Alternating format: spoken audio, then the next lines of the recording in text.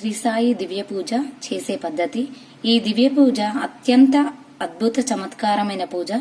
దివ్య పూజ చేసే ముందు అరచేయంతా ఒక తెల్ల రుమాలు తీసుకొని పసుపు నీళ్లలో ముంచి తీసి ఎండబెట్టి తయారుగా ఉంచుకోవాలి. గురువారం నాడు తూర్పు దిశలో బాబాగారి ప్రతిమ ఫోటో కూర్చుండబెట్టుటకై చిన్న ఆసనము తయారు చేసుకోగలరు. ఆసనంపై స్వచ్ఛమైన బట్టను పరిచి బాబాగారిని కూర్చుండబెట్టగలరు. తదనంతరం బాబాగారికి చందన తిలకం పెట్టి తమరి శ్రద్ధ భక్తి శక్తిని బట్టి సుగంధ పుష్పాలను మాలగా చేసి బాబాగారి మెడలో వేయగలరు. నేతి దీపం వెలిగించి అగరబత్తి ధూపం కూడా వెలిగించగలరు.